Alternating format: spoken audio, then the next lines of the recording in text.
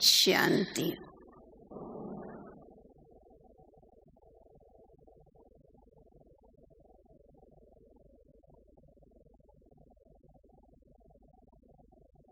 आज विशेष आप सभी यहाँ पर बाबा के महायज्ञ में स्वोन्नति के लिए समय निकाल करके खुद को भट्ठी में तपाने के लिए आए। वैसे तो जिस दिन से जो भी ब्राह्मण बाबा का बना, उस दिन से लेकर के हर एक ब्राह्मण को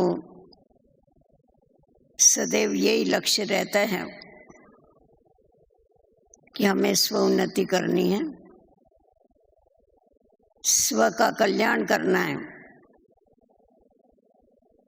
और अन्य आत्माओं का भी कल्याण करना है, क्योंकि हम सब कल्याणकारी बाबा के बच्चे हैं।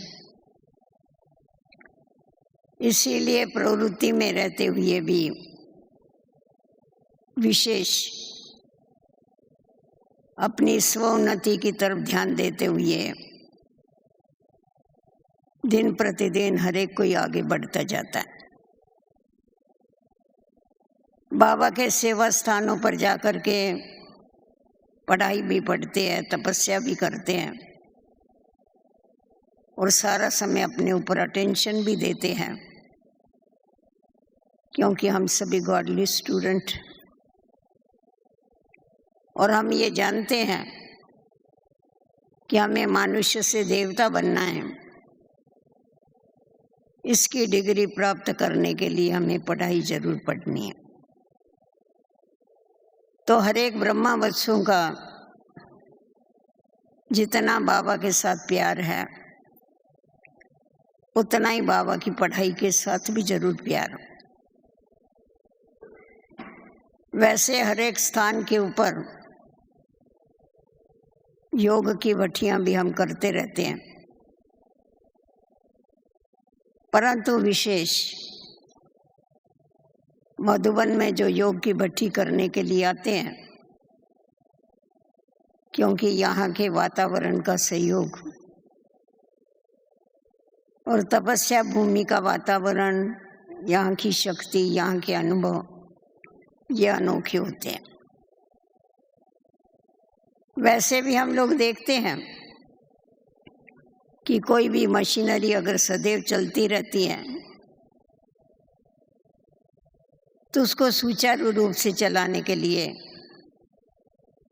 उसे स्पीड से चलाने के लिए बीच बीच में उसकी सफाई जरूर करनी पड़ती, उसको ऑयलिंग भी करना पड़ता है। तो यहाँ भी हम लोगों के लिए बीच बीच में ये जो योग की भट्टियां होती हैं, ये समझो हमारी स्पीड बढ़ाने के लिए एक युक्ति है। क्योंकि जब इतना बड़ा संगठन देखते हैं ब्राह्मणों का, तो संगठन देखने के बाद भी उमंग और उत्साह आता है, क्योंकि ये जो संगठन है ये आगे बढ़ाने वाला संगठन है। ये ब्राह्मणों का संगठन सुखदायी संगठन है, क्योंकि निस्वार्थ प्यार यहाँ पर रूहानी प्यार मिलता है। और जब देखते हैं सिर्फ हम नहीं चल रहे इस मार्ग पर, परंतु हमारे जैसे अनेक अनेक चल रहे हैं, ये देख के और भी जोश आता है और स्पीड बढ़ती है। आज किसी भी बाबा के बच्चे से पूछेंगे कि कैसे है, तो यही कहेंगे कि हम चल रहे हैं, ईश्वरीय मार्ग पर चल रहे हैं, परंतु हमें ये देखना है कि हम कौन सी गति से चल रहे हैं, क्योंकि चलने चलने में अंतर होता है। गति है, पर गति के साथ साथ प्रगति है, क्योंकि सिर्फ गति से भी फायदा नहीं होता है, गति के साथ प्रगति की भी बड़ी आवश्यकता होती। तो हम जो पहले दिन से बाबा के साथ योग लगाते हैं, तभी की हमारी स्थिति और अभी की स्थिति में क्या अंतर है। पहले जो हम पढ़ाई पढ़ते हैं, तभी की और अभी की पढ़ाई में क्या अंतर है, ये भी चेक करने की आवश्यकता होती है। तो उसी लक्ष्य को लेकर के खास सब बातों से निवृत्त होकर के यहाँ आकर के योग की भट्ठी में अपने को तपाते हैं, क्योंकि यहाँ जो एकांत मिलता है, स्व का दर्शन करने के लिए, स्व की चेकिंग करने के लिए हमें बहुत टाइम मिलता, दूसरी तो कोई प्रवृत्ति होती नहीं। तो इसीलिए आप लोगों को जो भी 3 या 4 दिन मिले हुए हैं, उसमें हर एक को यही लक्ष्य रखना है कि हमें स्व परिवर्तन करके बाप समान बनना है, बाप की आज्ञाओं पर चलते हुए संपूर्ण और संपन्न बन के बताना। बाबा ने हम बच्चों की सर्व आशाएं पूरी की है। अभी समय है हमें बाबा की सर्व आशाएं पूर्ण करनी है, क्योंकि ये एक ही संगम युग ऐसा है सारे कल्प में, जिस समय हम बच्चों को बाबा से डायरेक्ट ईश्वरीय परवरिश मिलती है और उस परवरिश का रिटर्न भी हम इस संगम युग पर ही कर सकते हैं। फिर तो कभी बाबा मिलता ही नहीं है जो हम उसका रिटर्न करें। तो बाबा हम बच्चों से यही चाहते हैं कि मेरे बच्चे मेरे समान बने, गद्दी नशीन बने, बाप का नाम बाला कर। हम देखते हैं कि लक्ष्य तो सबको यही रहता है, परंतु चलते चलते कभी कभी गति ढीली पड़ जाती है। इसका कारण क्या होता है? वास्तव में देखा जाए तो दिन प्रतिदिन हमारी स्पीड, हमारी गति बढ़नी चाहिए, क्योंकि हम लक्ष्य के नजदीक जा रहे हैं।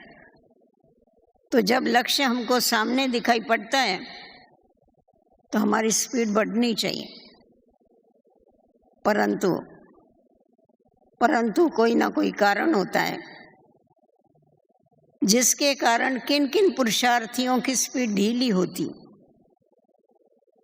अपना अनुभव सुनाते हैं। हम जब शुरू में आए, कहते हैं, उस समय हमारा जो उमंग था, उत्साह था, आगे बढ़ने की लगन थी, उससे अभी थोड़ी सी कम हो गई। वास्तव में देखा जावे तो थोड़ी सी कम नहीं होनी चाहिए, बढ़नी चाहिए। बाबा कहते, बच्चे अब तुम वहां पर आके पहुंचे हो, नई दुनिया तुम्हारे सामने है। सिंधी में इसको कहते षडपंद पर। षडपंद माना आप आवाज दो और सामने वाले सुने, उसका रिस्पांस करें। तो आप आवाज दो और देवताएं आपको रिस्पांस करें, इतना नजदीक आप लोग आके पहुंचे हैं। इसीलिए बाबा कहते हैं कि अब तुम्हारी चढ़ती कला नहीं, परंतु उड़ती कला।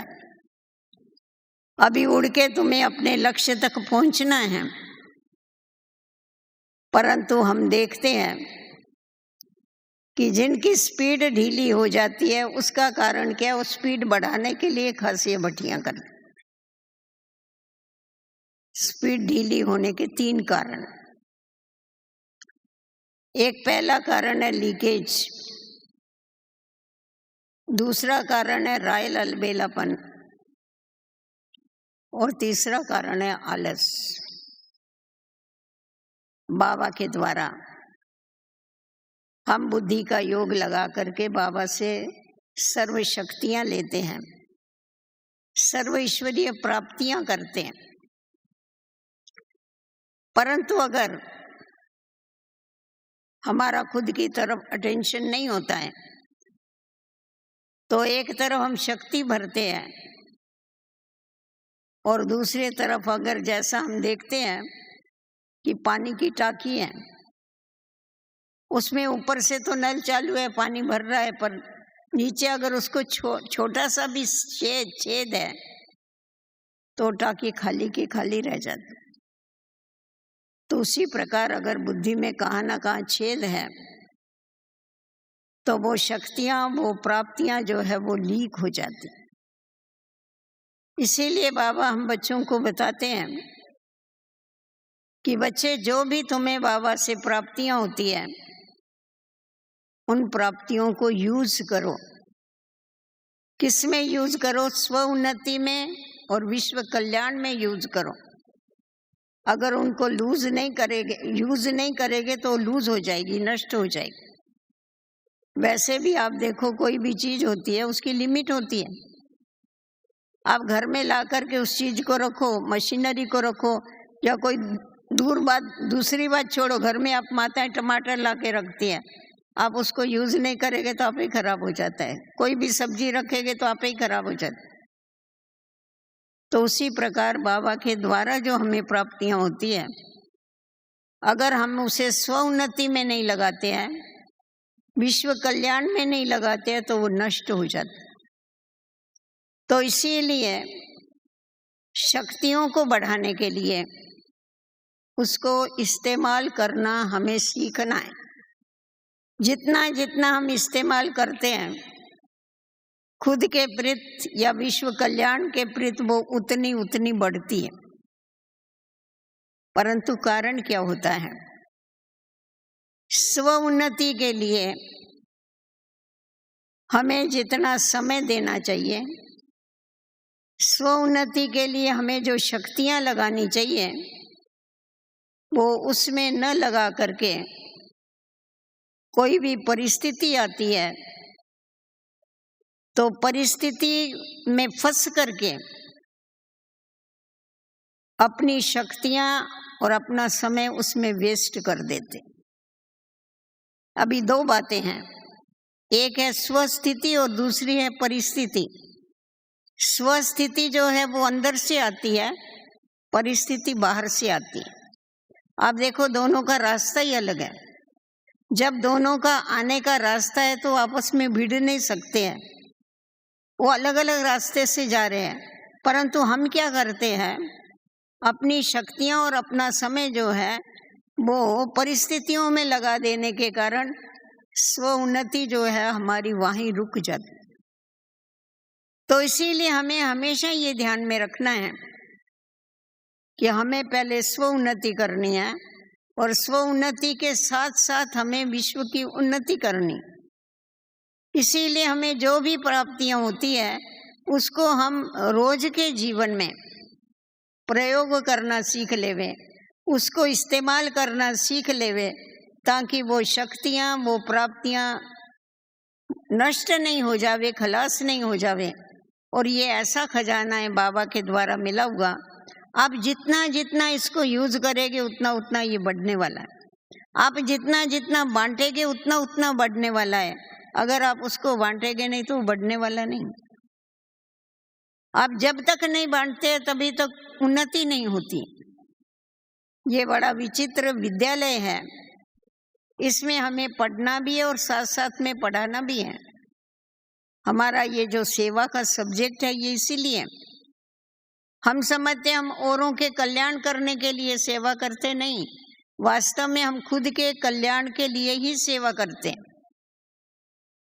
क्योंकि जिस समय बैठ करके हम औरों को समझाते हैं, अच्छा औरों को हमने लेसन दिया तुम्हें क्रोध नहीं करना है, तो नेचुरल है हमें खुद के ऊपर ध्यान रखना पड़ेगा।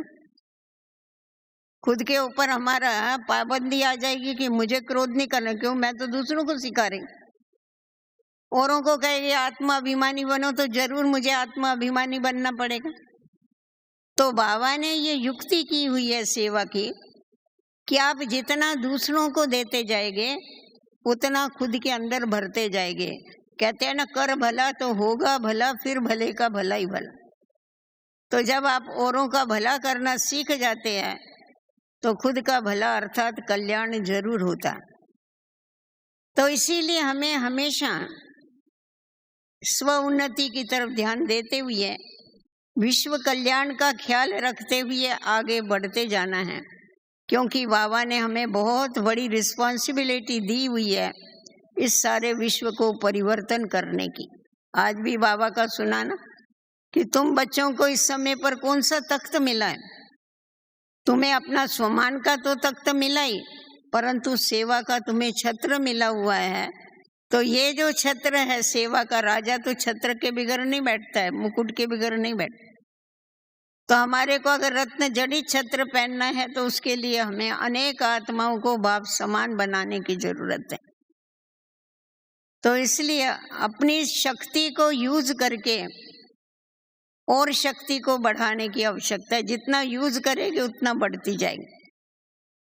और अगर चलते चलते हमारी स्पीड कम हो जाती है तो हमें देखना है कि कहाँ लीकेज कहाँ पर है, क्योंकि सबसे बड़ी बात देहधारियों के साथ अगर हमारा लगाव है, अगर उनकी याद है हमें, तो हमारी शक्तियां नष्ट हो। शक्तियां खलास होने का कारण है व्यर्थ संकल्प। व्यर्थ संकल्प जो है वो शक्ति को नष्ट करते हैं, समय को नष्ट करते हैं, श्वासों को नष्ट करते हैं। पहले शुरू में जब यज्ञ की स्थापना हुई उस समय बाबा ने बताया था कि बच्चे अगर संकल्प में कुछ आता है तो कोई हर्जा नहीं है, वाणी और कर्म से कभी विक्रम नहीं होना चाहिए। अभी वो समय नहीं, अभी बाबा ये नहीं कहते संकल्प में कुछ भी चलेगा तो आएगा, नहीं, तुम जैसा संकल्प करेगे वैसा वातावरण बनेगा, तुम जैसा संकल्प करेगे वैसा तुम बन जाएंगे। तो हम लोगों ने देखा शुरू से लेके मम्मा ने इस बात के ऊपर बहुत ध्यान दिया। भले बाबा कहते थे संकल्प चलेगा तो हर्जा नहीं है, परंतु मम्मा कहती थी आप लोग सावधान रहना। आज आप छोटे छोटे बच्चे होने के कारण बाबा छूट देता है, आगे चल के देखना यही बाबा आपको कहेगा कि आप संकल्प भी व्यर्थ नहीं चला सकते। और मम्मा ने पहले दिन से संकल्पों के ऊपर पूरा कंट्रोल रखा, इसीलिए हम देखते हैं कि मम्मा बाबा नंबर 1 है तो मम्मा +1 में आ गई। पहले राधा पीछे कृष्ण आया। इसका कारण क्या है? क्योंकि उसने अपने ऊपर पूरा ही कंट्रोल रखा। तो व्यर्थ संकल्प जो है वो हमारी शक्ति को नष्ट करते हैं, हमारे समय को बर्बाद करते हैं, हमें कमजोर बना देते हैं। और जब व्यक्ति कमजोर हो जाता है तो उसकी स्पीड नेचुरल है, ढीली हो जाती है। तो जैसा स्थूल रीति से अगर शरीर कमजोर होगा तो स्पीड ढीली हो जाती है, वैसा ही आत्मा कमजोर होगी तो उसकी स्पीड ईश्वरीय मार्ग पर चलने में ढीली हो जाती है। तो इसीलिए एक तो हमें ये परहेज करने की आवश्यकता है कि हमें कुछ भी हो जावे व्यर्थ संकल्प नहीं उठाने हैं। व्यर्थ संकल्प नहीं उठाने हैं तो उसके लिए क्या करना है? समरस संकल्प करो। समरस संकल्प के लिए हम बाबा की जो भी मुरली सुनते हैं, बाबा हमेशा कहते हैं, देखो बाबा के महावाक्य सुनने कितना अच्छा लगता है, परंतु सुन के अगर इधर ही छोड़ देते हैं तो उससे कुछ प्राप्ति नहीं होती है। आप जो सुनते हो उसका मंथन करो। तो जितना जितना हम मंथन करते हैं उतनी उतनी हमारे अंदर शक्ति आती जाती है, उतने उतने समरस संकल्प करने की हमारे अंदर ताकत आती है। और जो समरस संकल्प कर सकता है वही निरसंकल्प रह सकता है। हमारा लास्ट पेपर तो यही ना, हमें निरसंकल्प होकर के एक ही बाबा को याद करना। तो उसके लिए हमें थोड़ा पढ़ाई की तरफ अटेंशन देने की आवश्यकता है, क्योंकि अध्ययन, मनन, चिंतन और पीछे मगन। तो जितना जितना हम आध्यात्मिक ज्ञान का अध्ययन करते हैं, पढ़ाई पढ़ते हैं, उतना उतना हमारा मनन चिंतन चलता है और उसके ऊपर हमारी स्थिति बनती है। तो इस बात का अगर हम ध्यान दे करके चलते हैं तो मैं समझती हूँ ये जो लीकेज होता है ये लीकेज बंद हो जाएगा और हम आत्माएं शक्तिशाली होकर के उड़ना चालू कर देंगे। क्योंकि बाबा ने हम बच्चों को सिर्फ 2 पंख नहीं दिए, 4 पंख दिए। वैसे आप देखेंगे तो जो भी पंछी होते हैं उनको 2 ही पंख होते हैं, परंतु बाबा ने हमें ज्ञान और योग के पंख दिए और उसके साथ साथ हमें उमंग और उत्साह के भी पंख दिए। तो हम तो 4 पंखों से उड़ते हैं, इसीलिए हमारी स्पीड तो कितनी होनी चाहिए। हमारा उमंग उत्साह कभी भी कम नहीं होवे, दिन प्रतिदिन बढ़ता रहे, हमारी प्रगति हमेशा ही होती रहे, कभी भी हमारी प्रगति रुके नहीं, इस बात का ध्यान देने की बहुत बहुत आवश्यकता। तो हमारी स्पीड जो है वो क्या है, सदैव बढ़ती जाएगी, कमती नहीं होगी। अभी दूसरी बात हम देखते हैं, दूसरी बात है रॉयल अलबेलापन। हम सब यात्रा पर हैं, हम जा रहे हैं, हम सभी के आगे लक्ष्य है कि हम सभी को कर्मातीत बनना है, हम सभी को संपूर्ण स्टेज को प्राप्त करना है। बाबा कहता है ये ह्यूमन रेस, जैसे घोड़ों की रेस होती है ना, वैसा ये मनुष्यों की रेस चल रही है। तुम दौड़ रहे, जिस समय पर रेस होती है, रेस में हमेशा क्या होता है, आपने देखा होगा, बच्चों की रेस लगाते हैं, सभी का जो भी रेस में दौड़ने वाले हैं उनका जो ध्यान होता है सामने लक्ष्य की तरफ होता है, मुझे वहां पहुंचना। अगर दौड़ते दौड़ते उसने इधर देखा, उधर देखा, आगे देखा, पीछे देखा, गिर जाएगा, पहुंचने की बात तो दूर रह जाएगी। तो उसी प्रकार जब भी हम दौड़ रहे हैं, रेस में हैं, अपने लक्ष्य तक हमें पहुंचना है, तो हमें अलबेला बन के इधर उधर देखने की आवश्यकता नहीं तो क्या करते हैं, चलते चलते देखेंगे कोई हमारे आगे है तो समझेंगे ये इतने समय से चल रहा है इसीलिए मेरे आगे है, ठीक है, मैं जिस स्पीड से चल रहा हूँ वही स्पीड मेरी ठीक है। किसी में देखेंगे तो बहुत समय से चल रहा है, उसमें कोई परिवर्तन नहीं है, समझेगा अरे मैं इससे बहुत अच्छा हो गया, मेरे में तो बहुत परिवर्तन आ गया है, तो और ही ढीले हो जाएंगे। परिवर्तन आ गया तो आगे बढ़ने की कोशिश ही नहीं करेंगे। तो इसीलिए बाबा कहता है बच्चे, सी फादर फॉलो फादर। कभी भी किसी व्यक्तियों को तुमको देखना नहीं है, तुम्हें हमेशा देखना है तो एक ही बाप को देखना है, फॉलो करना है तो एक ही बाप को फॉलो करना।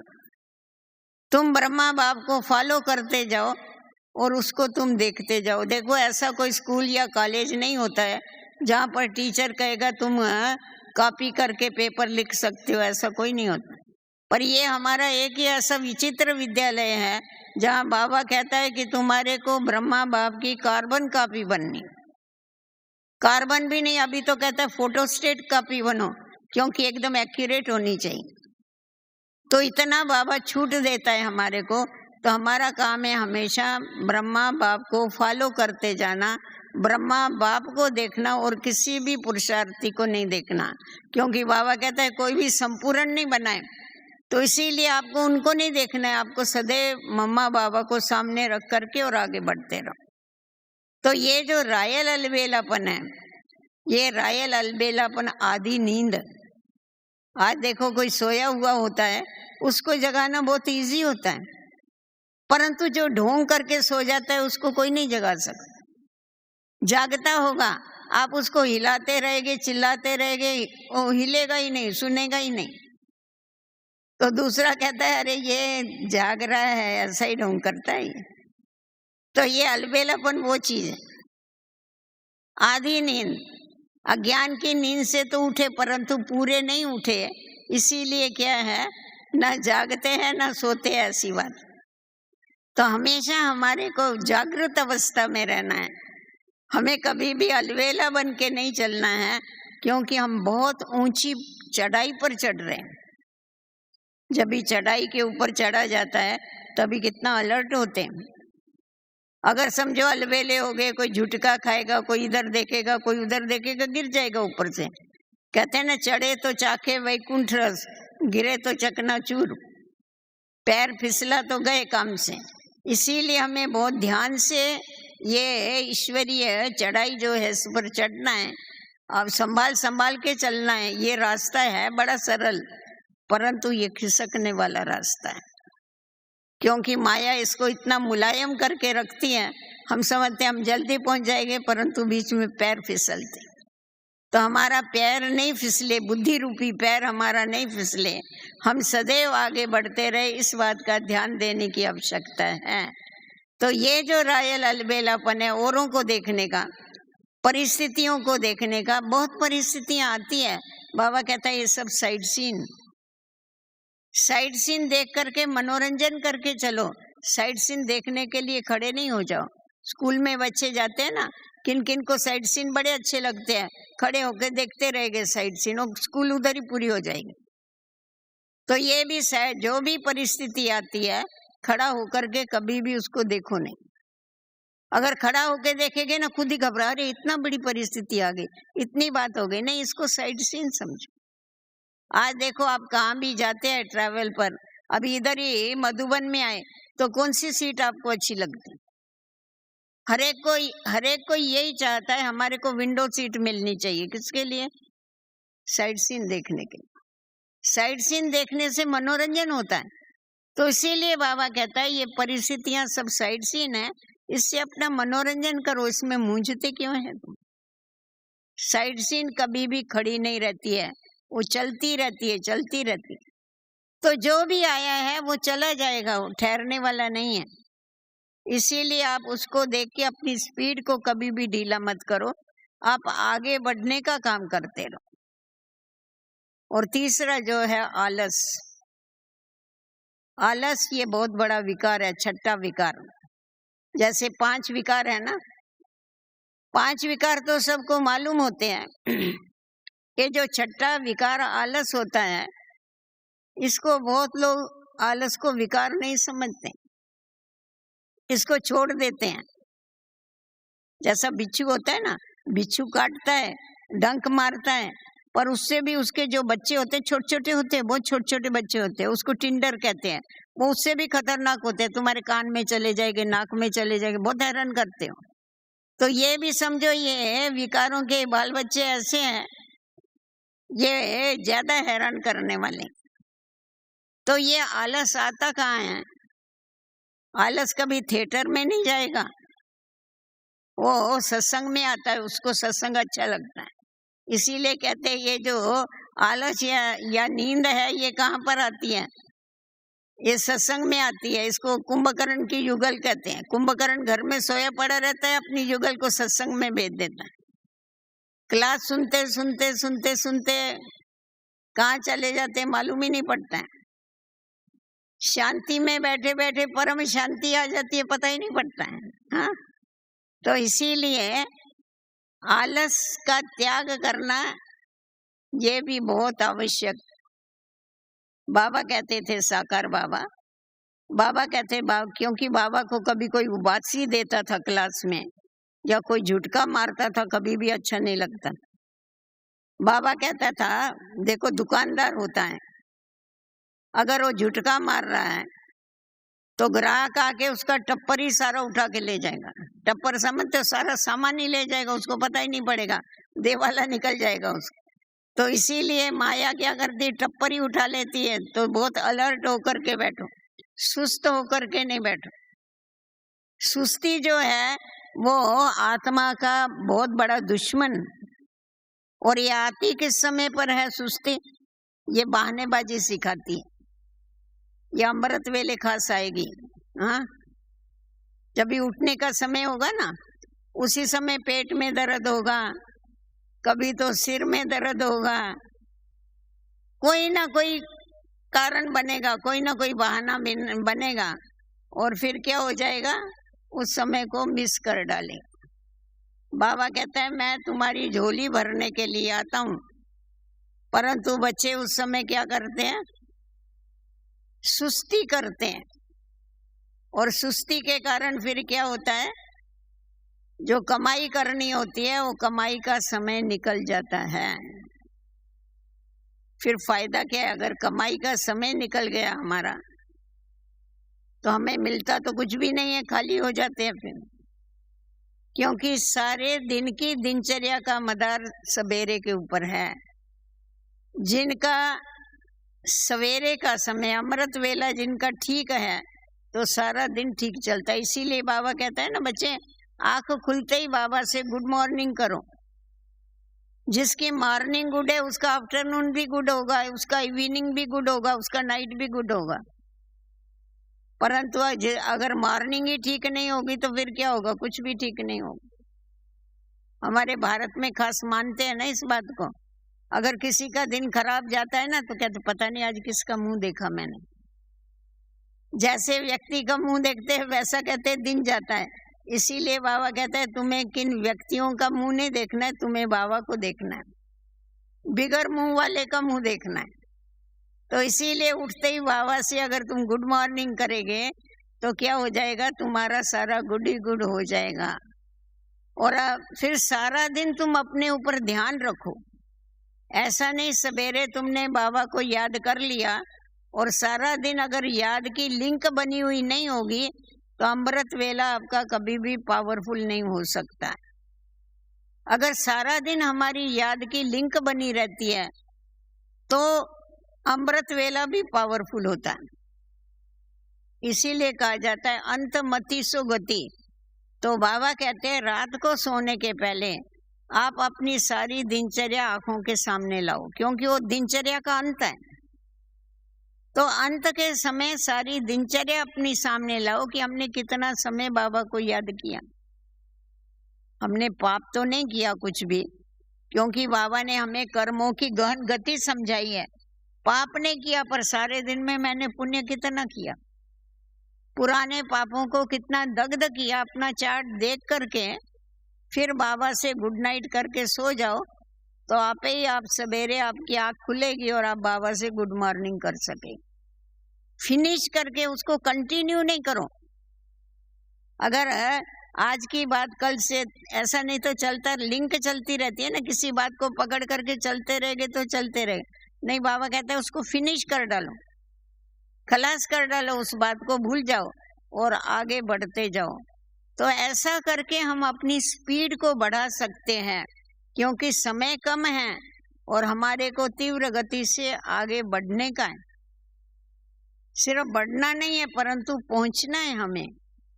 तो जब हमें पहुंचना है, समय के पहले पहुंचना है। समय पर पहुंचना बड़ी बात नहीं है, परंतु हमें समय के पहले पहुंचना है, अपनी उस ऊंची अवस्था को प्राप्त करना है। तो उसके लिए हमें अपनी स्पीड बढ़ाने की बहुत बहुत आवश्यकता है। और स्पीड बढ़ाने के लिए हमें खुद के ऊपर ध्यान देने की आवश्यकता है। तो जितना ध्यान देते जाएंगे हम अपने ऊपर, उतनी उतनी हमारी लगन बढ़ती जाएगी। जितनी लगन बढ़ेगी उतनी क्या होती जाएगी, लगन बढ़ने से हमारा जो पापों का बोझ है वो दग्ध होता जाएगा बाबा की याद के द्वारा। तो हम हल्के हो जाएंगे। हल्के होने से सहज ही उड़ सकेंगे। आज किसी को वजन दे के चलना कहो, दौड़ने के लिए कहो तो बहुत भारी पड़ता है, परंतु अगर वजन रख देवे तो उससे क्या हो जाएगा, सहज ही पहुंच जाते हैं। इसीलिए बाबा ने हम बच्चों को ये युक्ति बताई है कि बच्चे सबसे अच्छा तरीका है हल्का होने का, जो मेरा है वो तेरा कर डालो। कभी भी मेरा मेरा नहीं करो, क्योंकि माया को आने के दो ही दरवाजे हैं, एक है मैं और दूसरा है मेरा। ये दो बातों को अगर परिवर्तन कर देते हैं, जब मैं आता है बुद्धि में तो ये पक्का करो कि मैं आत्मा हूँ, शुद्ध आत्मा हूँ, मैं श्रेष्ठ आत्मा हूँ। बाबा ने आज कहा ना, खुद को ही नहीं पहचानते, खुद की पोजीशन में नहीं रह सकते। दूसरे को तो छोड़ो, पर खुद की पोजीशन में नहीं रह सकते। मेरे को किसने पसंद किया है, कौन मुझे मिला है, वो ही भूल जाते। तो जब ये बुद्धि में रहता है कि मैं कौन हूँ और मेरा जो है वो एक ही बाबा है, तो ये सब कुछ क्या है, उसका है। जब बाबा को सब बोझ दे देते हैं तो एकदम हल्के हो जाते हैं।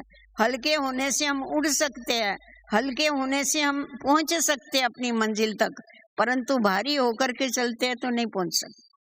और फिर क्या कहेंगे, हम खुद बाबा को देते नहीं अपना बोझ और फिर कहते बाबा हमको मदद नहीं करता है। बाबा मदद करता है सबको, परंतु मदद लेने वाले चाहिए। मदद देने वाला दे रहा है परंतु लेने वाले नहीं लेते हैं तो क्या करेगा, ये तो बता। कहते हैं ना, देंदा दे लेंदा तक पाए। देने वाला देता है पर लेने वाले ही थक जाते हैं, वो ही टायर हो जाते हैं ले लेके, क्योंकि बहुत देता है ना, तो ले लेके टायर हो जाते हैं। परंतु बाबा कहता है नहीं, तुम बाबा जो तुमको देता है वो तुम लो बाबा से, और तुम्हारा जो बोझ है वो बाबा को दे दो। दुनिया में ऐसा कोई व्यक्ति होगा जो हमारा बोझ उठाने के लिए तैयार हो? कोई बोझ उठाने के लिए तैयार नहीं, बोझ देने के लिए सब तैयार हैं, परंतु एक ही बाबा है जो हमारा बोझ उठाने के लिए तैयार है, परंतु बच्चे देने के लिए तैयार नहीं। भक्ति मार्ग में हमने यही तो ठगियां की नहीं। जब जाते थे मंदिर में तो क्या कहते थे, हे भगवान जो मेरा है वो सब कुछ तेरा है, और घर में आएंगे तो तेरा है सो भी मेरा है। तो यहाँ भी अगर ऐसा ही करके चले गए हम, अगर बोझ खुद ही उठा के चले गए तो क्या होगा? तभी बाबा कहता है कि बच्चे अपने को कभी भी गृहस्थी नहीं समझना। गृहस्थी समझना माना बोझ वाला हुआ। अपने को ट्रस्टी समझो। और बाबा ने ये खास बताया प्रवृत्ति वालों को कि प्रवृत्ति में रहते हुए ये बुद्धि में रखो कि हमको बाबा ने यहाँ सेवा के लिए सेवा स्थान दिया हुआ। जैसा बाबा ने कहा कि इन बच्चियों को मैंने सेवा स्थान पर रखा है, वैसा आप बच्चों को भी सेवा स्थान पर रखा हुआ है। कभी भी ये नहीं समझो कि ये घर मेरा है, ये बाबा का घर है और बाबा ने मुझे सेवा के लिए निमित्त बनाया है। अगर ये स्मृति रहेगी तो चैरिटी बिगिंस एट होम कर सकेगी। घर वालों का वही उद्धार कर सकते हैं जिनकी बुद्धि उनसे टूटी हुई होगी। बाबा ने हम बच्चों को युक्ति बताई हुई है, तुम बच्चों को प्रवृत्ति में रहते हुए, घर ग्रस्त में रहते हुए तोड़ निभाना है। तोड़ निभाना है माना बुद्धि का योग तोड़ करके पीछे निभाना है। परंतु क्या करते हैं, आधा अक्षर खा जाते हैं, तोड़ भूल जाते हैं और निभाना याद रहता है, तो निभाते निभाते खुद ही निभ जाते हैं। तो इसीलिए सिर्फ निभाना है ये बुद्धि में नहीं रखो, परंतु हमें बुद्धि का योग तोड़ के और उसके साथ जोड़ करके पीछे निभाना है, क्योंकि लौकिक को अलौकिक में परिवर्तन करना है। जो भी हमारे लौकिक संबंधी है उनका कल्याण कैसा होगा। कभी कभी कोई आके साकार बाबा को बोलते, बाबा मेरे पति का बुद्धि का ताला खोलो ना, मेरी सास के बुद्धि का ताला खोलो ना। भाई लोग तो मुश्किल कहते हैं, हमारी युगलों का ताला खोलो। वो समझते आवे नहीं तो नहीं आवे क्या होता है, परंतु माताएं जो है ना वो छोड़ती नहीं, वो पीछे पड़ी रहती है। वो समझते ये आएंगे तो इनका भी कल्याण होगा, हमारे को भी मदद मिलेगी। तो बाबा बोलता था कि देखो तुम बोलते हो कि फलाने का मेरे सास के बुद्धि का ताला खोलो, पति के बुद्धि का ताला खोलो, परंतु बाबा ने तुम्हें विश्व कल्याणकारी बनाया हुआ। तो जब तुम विश्व कल्याणकारी है तो विश्व के अंदर ये भी तो आ गए ना। तुम्हारा पति या तुम्हारी सास कहाँ रहती है, विश्व में ही रहती है ना। तो तुम सारे विश्व का कल्याण करने का क्यों नहीं सोचते हो, सिर्फ उनका ही कल्याण क्यों सोचते हो? ये भी तो स्वार्थ हो गया ना तुम्हारा। तो सदैव ये बुद्धि में रखो कि हमें सबका कल्याण करना है, पर कल्याण वही कर सकता है जो न्यारा रहता है, वही कल्याण कर सकता है। अगर हमारी अटैचमेंट उनके साथ है, अगर हम उनको अपना समझ करके पीछे उनका कल्याण करना चाहते हैं तो कल्याण नहीं कर सकते। अगर ये बुद्धि में रखते हैं कि ये बाबा के हैं, हम भी बाबा के हैं, तो ही हम उनको सही रास्ता बता सकते हैं। तो बाबा ने जो जो युक्तियां हमारे को बताई है, जो ज्ञान बाबा हम बच्चों को देता है, उसको घड़ी घड़ी अंदर में रिवाइज करने की आवश्यकता।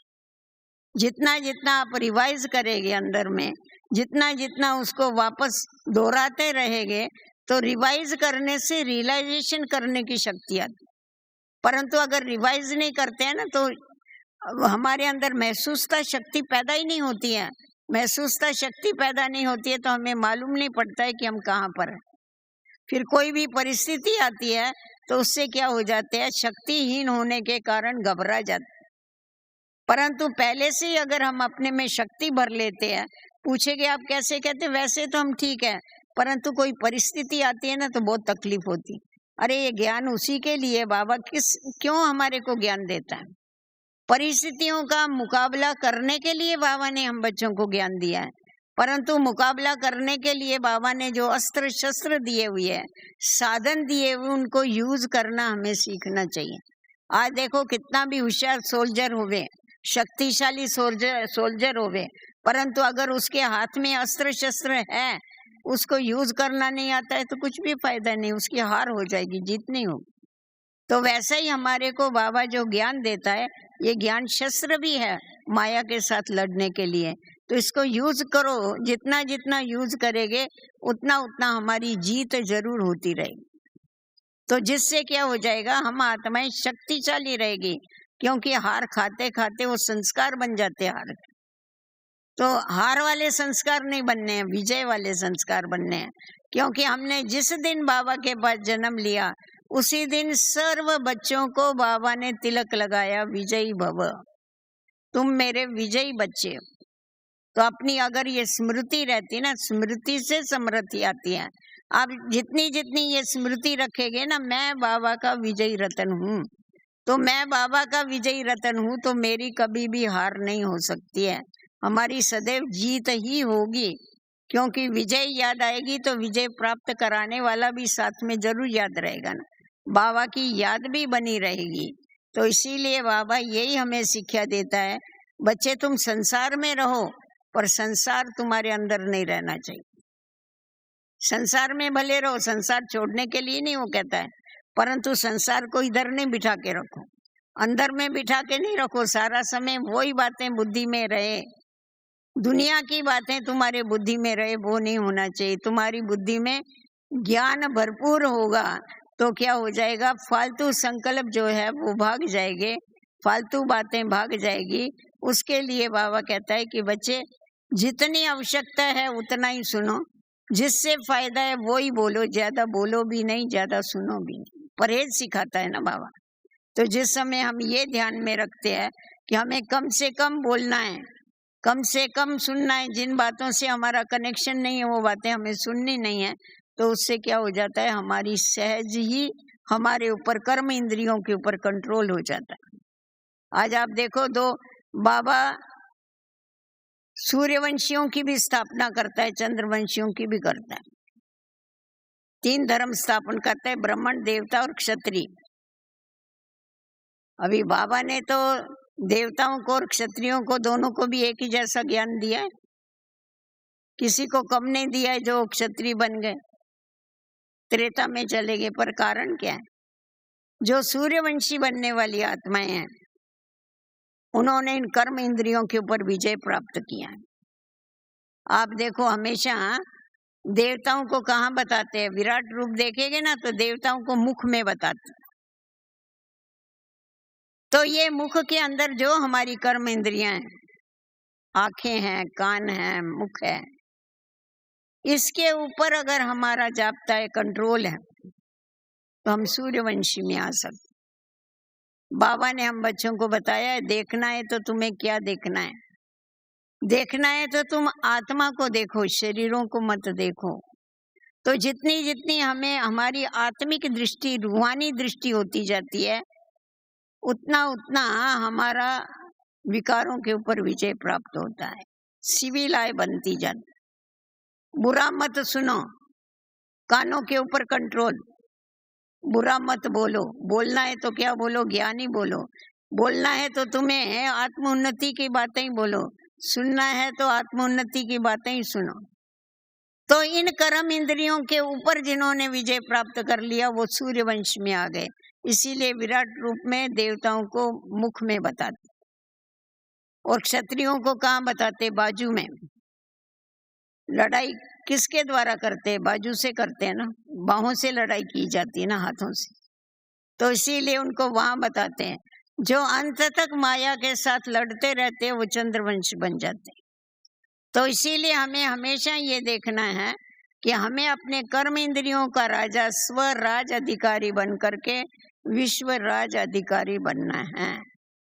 तो हमारी कर्म इंद्रियों के ऊपर हमारा कंट्रोल है या नहीं, इसका ध्यान अगर हम रखते हैं तो जरूर क्या होता है, एक दिन जो पुरुषार्थ करता है उसकी कभी हार नहीं हो सकती, उसकी विजय जरूर होती है। विजय होती है, इसीलिए तो विजय माला बनी है। अगर विजय नहीं होवे तो विजय माला कैसे बने। तो ये विजय माला हमारी यादगार है और हमारी यादगार होने के कारण हमारे को विजय माला का मनका बनने के लिए अपने कर्म इंद्रियों के ऊपर विजय प्राप्त करके जल्दी से जल्दी बाबा की जो आशा है बाप समान बनने की, वो पूरी करनी है। तो यहाँ जो आप आए हैं खास भट्टी के लिए, आप विशेष अपने तरफ ध्यान देके अपने को चेक करके और यहाँ से चेंज करके पीछे जाएंगे। ओम शांति।